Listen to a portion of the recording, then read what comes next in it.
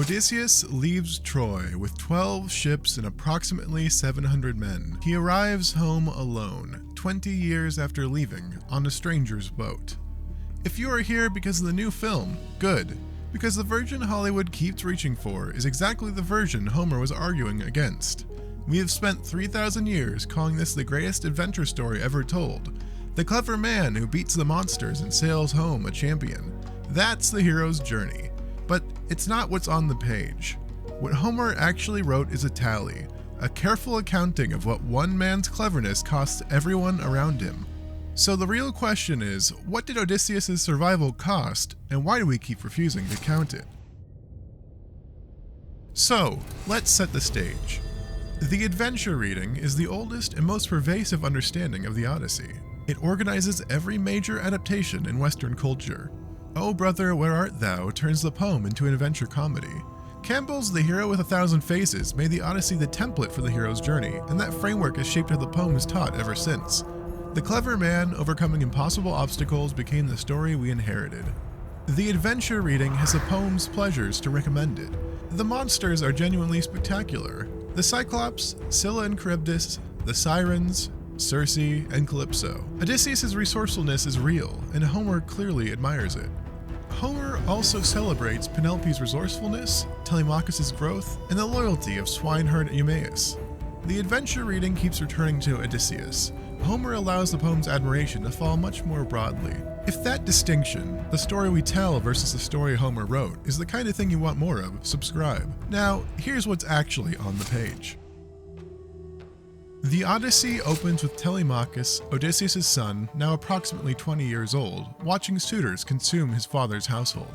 The poem's first 4 books follow him, saving Odysseus' own appearance for later. This is a structural choice. Homer is establishing the situation at Ithaca as the poem's moral ground, showing the cost of Odysseus' absence before showing Odysseus.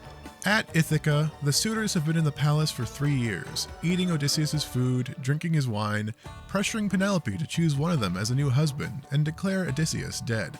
Penelope has been managing them, the famous unraveling of the shroud, the delay tactics, the maintenance of hope against overwhelming pressure, for 3 years. The palace survives because Penelope is a great strategist. Telemachus cannot expel the suitors. He cannot demand they leave. He is a young man without any authority in the household. The poem's beginning is about what the household requires for Odysseus and what it has been doing without him. Books 5 through 12 follow Odysseus from Calypso's island through his journey to Phaeacia and his telling of the past 10 years' adventures. The famous monsters and obstacles are all in this section, and so, of course, the adventure reading is organized almost completely around it. But Homer is doing something specific in how he structures Odysseus' adventure narrative. Odysseus tells his own story to the Phaeacians in a first-person account, distinct from Homer's own narration. The deaths of his men are consistently framed as unavoidable, as the consequence of divine hostility, or as the result of his men's disobedience. His own choices vanish from the account. When the men open the bag of winds, Odysseus' version puts the fault on their suspicion that he was hoarding treasure, leaving out his own failure to explain what the bag contained. When they eat the cattle of the sun, his version puts the fault on their hunger despite the warning, leaving out his own decision to fall asleep during the critical period when his authority could have prevented it.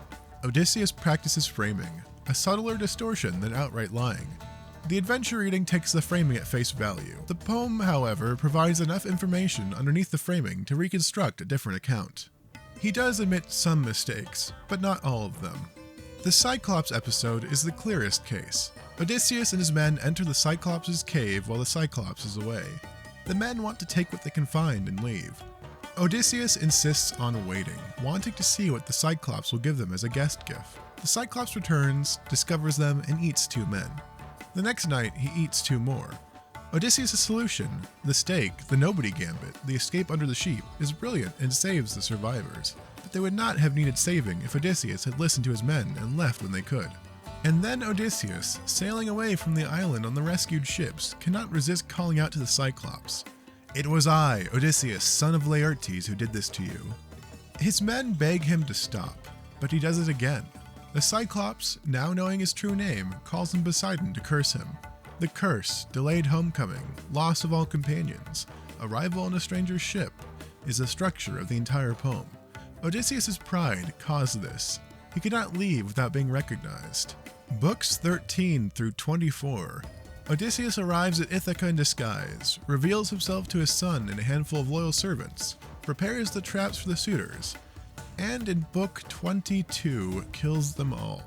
The killing of the suitors is thorough and brutal. Odysseus, along with Telemachus and Eumaeus, kill them while the suitors are trapped unarmed in the Great Hall. He then hangs 12 female servants who had been sleeping with the suitors. They are hanged in a line, described in a simile comparing them to thrushes or doves caught in a net. The understanding of the Odyssey as an adventure ends with the homecoming as a triumph. The structural rating holds the 12 hanged women and asks what kind of triumph this is and what the poem thinks about it. If this is the kind of reading you want more of, channel memberships are open. You'll get access to some exclusive essays along with a 100+ video backlog. Now, back to why the adventure reading dominates. The adventure reading dominates because the monsters are better story material than the count of dead men, of course. The Cyclops, the Sirens, Scylla, these are spectacular and genuinely fascinating. They translate into every medium. The dead Elpenor falling off Circe's roof is funny, the Bag of Winds is a great image, and the Trojan horse backstory is brilliant. The counting of dead men, however, requires a kind of sustained moral attention that the adventure story doesn't require. Really, the adventure reading goes with the grain. It's easier and the material is spectacular. Campbell's monomyth framework reinforces the reading by providing a theoretical structure that made the Odyssey's pattern the template for heroic narrative generally. The framework is about the hero, his departure, his trials, and his return. Penelope is background, Telemachus is the setup, the dead men are the trial's cost, not the trial's subject. In some senses, Penelope is the most strategically intelligent person in the Odyssey. She maintains the household, manages the suitors, keeps Telemachus alive and developing into a man who can act, and sustains 20 years of waiting without either capitulating or openly defying the social constraints that prevent her from simply expelling the suitors herself. The shroud she weaves and unravels is Odysseus-level cleverness. She's identified throughout the poem as Odysseus' intellectual equal and explicitly praised as such by multiple characters, including the shade of Agamemnon in the underworld. The poem knows Penelope is remarkable as well. It foregrounds those qualities in ways that the adventure reading has sometimes minimized. Her test for the suitors at the end, the bow of Odysseus, the 12 axes, is also her test for the stranger who has arrived claiming to be her husband. This in particular is intelligent on her part. They were devised in such a way that it will identify Odysseus without her having to accept the risk of identifying him herself. She creates the conditions under which he can reveal himself at no cost to her. This is quite effective strategic management of what could be an impossible situation. The adventure reading gives Penelope the role of the faithful wife at home, which she is at some level too. Without Penelope, there is nothing for Odysseus to return to. Odysseus' epithet in Greek is polytropos, usually translated as of many turns, or many-minded, or even resourceful.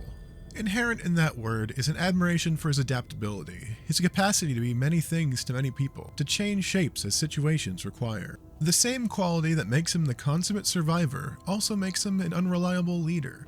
The man who can frame any situation in the most self-serving terms is the man who arrives home alone.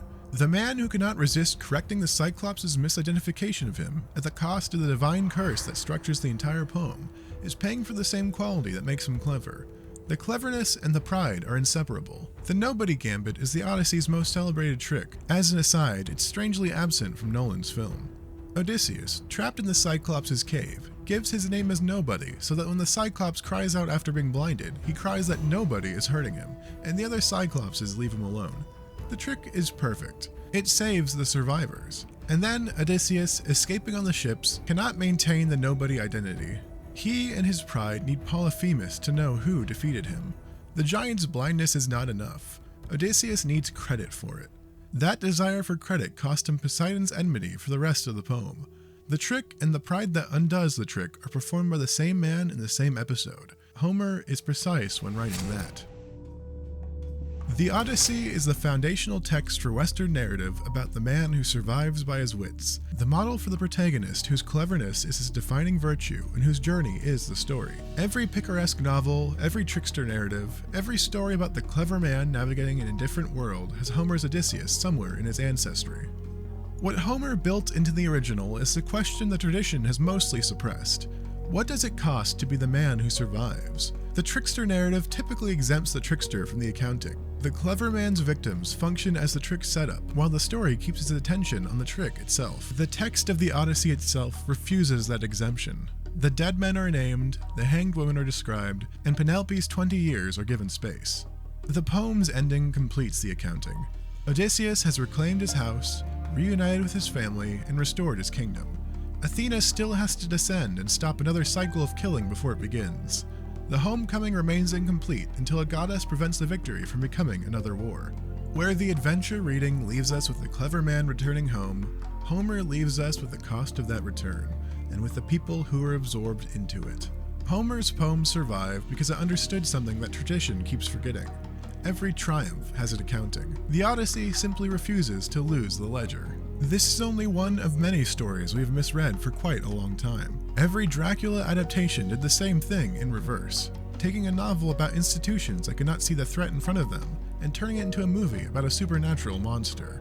Same failure both times, a culture looking straight at what a story actually says and choosing to see something easier. Once you see it here, you cannot unsee it there. Subscribe and stay copacetic.